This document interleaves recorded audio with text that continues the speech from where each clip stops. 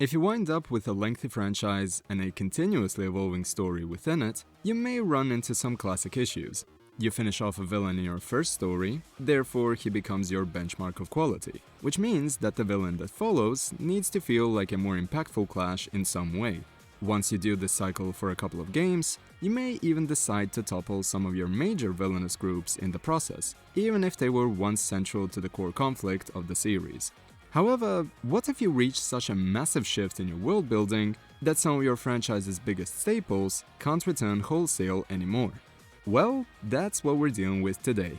If the title alone didn't strike fear and/or a sense of hilarity in your heart due to the presence of a particular non-vulgar D-word, you may not be acquainted with the events of the following games, in which case I would recommend skipping the following talking piece to avoid spoilers. So, the Daidoji. Yeah, despite my best efforts earlier, there isn't really a perfect way to ease us into this subject. The way their writing changed between Yakuza 6 and Kiwami 3 has been rather interesting to observe as a fan, yet comparably confusing from the perspective of someone covering these games in video form. As a result, I'm not quite sure how to start the subject, so let's do the following. This will definitely be an unpopular opinion to share, but prior to the release of Kiwami 3 and Dark Ties, I used to really love the Daidoji and their implementation in the series. Part of it was due to this sense of threat that followed them, given that the best way of dealing with them was going the nuclear option, apologies for the pun, which included Kiryu's falsification of passing. Another part was that their behavior in Gaiden made them feel comparable to, or at times, vastly worse, than your regular Yakuza members.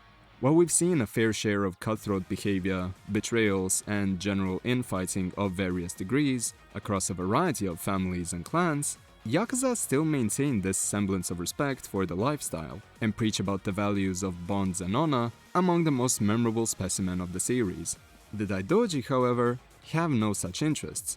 They take the core lethality of groups like the Nikkyo Consortium and amplify it with all the pompousness that comes from possessing ties to the darker side of government dealings. You join them as a man that essentially no longer exists in the real world, and if you mess up, this remaining fleeting existence of yours will also be no more. It's like you step into the afterlife to be a Grim Reaper and make peace with the fact that your time here will hold no meaning beyond being a tool. No Jingwon Creed, no lavish lifestyle and glory, no Palikana dogma. Despair is all that you get with them. In retrospect, I may be giving them more credit than they deserve here, but I found it fascinating how, initially, the Daidoji could diversify themselves while still having dozens of correlations to past antagonistic figures. They also weren't presented as completely infallible, which gave an average player hope that, in the event we would have to cross paths with them again, it wouldn't be impossible to take them down. Also, they weren't portrayed to be more commendable in their deeds than was necessary or believable. When interacting with them, becoming the highest bidder would still net you some leeway. For example, looking at the Watase family's dealings in Gaiden. There's still people in the hierarchy who, on occasion, look the other way in Kiryu-related manners, as the mysterious president and priest would do, because Kiryu is indeed a special case, and his physical abilities and mental fortitude would undoubtedly be a strong asset to the Daidoji, even in his more weakened state in Infinite Wealth. Having covered all of that, the problems with the Daidoji arise at different times depending on one's personal perspective. Some would say that the issues immediately started with Gaiden, as I remember the following point being brought up a number of times. It was the question of why so many people in the underworld would suddenly know about the Daidoji in Like a Dragon Gaiden, at least by name. They're supposed to be secret government people, right? Yeah, well, little things like the secret of Onomichi popping up in Yakuza 6 for literally everyone to see definitely started a snowball, in a sense. As a result of that, I can genuinely see even an average citizen of either Hiroshima or Japan in general, with the slightest interest in World War II history being able to connect some of the dots. But then on the underworld side, if you have the money and the adequate information channels, you can learn significantly more than that from a transgression like the Secret of Onomichi, as evidenced by a variety of information dealers helping out over the course of the series, but I digress. The fact some people in the underworld now know them by name, but still don't dare to piss them off, is something I find to be a good fit for Gaiden's story, being in line with how a group like the Nikkyo Consortium was treated in Yakuza 0. Cause if the Daidoji truly left no trace over the course of their lengthy history, not even the slightest breadcrumb trail, even though it would technically fit, I would say that it would strain believability in this specific case. Even if your government grunts, there's always a trace of corruption left if you know where to look. Examples being the whole Minister of Tokyo thing in Kurohyou 2, or the 10 billion yen recursion in Yakuza 4, or the entire side hustle done by Ebina in Infinite Wealth. So yeah, here's some positivity on probably the most hated Yakuza villain group at this point in time. Now, when do things actually fall apart? Well, in my opinion, it started with Infinite Wealth. The logical reason for the inconsistencies is due to how Gaiden was envisioned partway through the development cycle, changing what was originally going to be an elongated flashback scene into a self-sufficient game.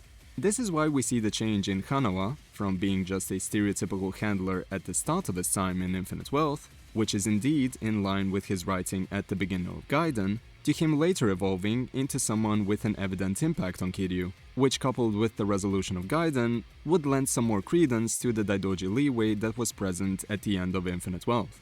This also explains the tonal whiplash between their behavior in some of the lifelinks compared to the more quote-unquote reasonable demeanor they would carry in the finale in general. You can tell that some of their screen time was constructed without the development of Gaiden and select emotional resolutions in mind, leaving their cumulative time in Infinite Wealth to be, quite frankly, a mess. But even that is understandable if we don't mess with the events and consistency that transpired before Yakuza 6. So yeah, remember how in one of the episodes of the RGG cast I said the following? They were formed post-World War II, so if they do a Zero Kiwami, they can actually integrate them into that story, because that was in the 80s. Oh, no. Do not. Someone cut this part, I'm gonna give them ideas. No. Yeah, don't. I will, don't worry. It's gone. It's already gone. Yeah, that was meant to be a joke. But at this point, I feel that nothing is off the table because Bushimura exists. Okay, I realize I'm going a bit sidetracked, so let's dial it back a bit. TLDR. Infinite Wealth retcons Richardson's death. Mina as a character, or rather his survival, is treated as a Schrödinger until the release of Kiwami 3, and once the remake and Dark Tides actually release, he is then revived via Title Drop and Rubber Bush. Does the existence of the Daidoji make sense for the time period? Yes. Does their involvement help fill out a plot hole if we completely neglect the absence of Richardson here? Sure, I guess. Do either of these oddities make up for the horrible choice of words and the believability-feigning bush of omnipotent healing properties that undoes the damage of a roughly 25-floor building jump off of the bloody roof? No. This scene is the core culprit in why the entirety of the Daidoji are relegated to being the laughingstock of the community's discussions, and truthfully, for damn good reason. The Kiwami 3 twist is the next in line of Yakuza 0 DC style retcons, ones that are ill-fitting even for a series this free-spirited. It may have gotten the people talking, but if the desire behind this was to create something with the memeability of rubber bullets, so that future fans could also have something of their own to latch onto, then being more scarce with these types of twists probably would have done a better job at that. If the Bush and the involvement of Yoshimura was all a lead-up to a non-canon spin-off that was literally just Yakuza All-Stars, where the Daidoji revived literally everyone, I would probably be fine with that. But the moment that OG Yakuza 3 was removed from the conversation, and the aforementioned K3 and DT experiences became the quote-unquote intended route, was where things became truly bad. Having said that, I still believe that this can be salvaged, at least in some capacity.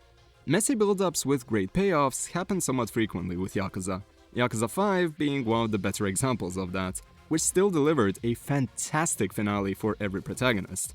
Yakuza 3 itself had really messy pacing and secret twin bro shenanigans, yet capped off the experience with one of the most memorable final set pieces and villains, despite this occurring relatively early in RGG's career.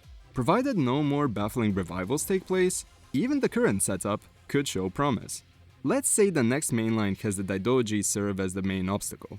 Instead of fighting random agents A, B, C, etc., because of the twists that were facilitated in the latest entries, we could now have new boss fights against the likes of Shishido, Nishitein III, Mine, unfortunately Hamazaki, though his original boss fight was only part of the side modes rather than the critical path, but that's a different story.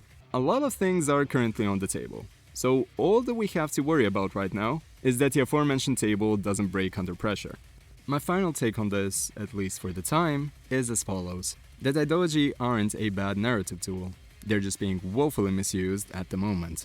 Bringing them back to the succinctness of Yakuza 6's and guidance writing would be most preferable. And if that doesn't happen, at least let's conclude their story without meddling with more of the already released games in an effort to create a decade-spanning alternate continuity.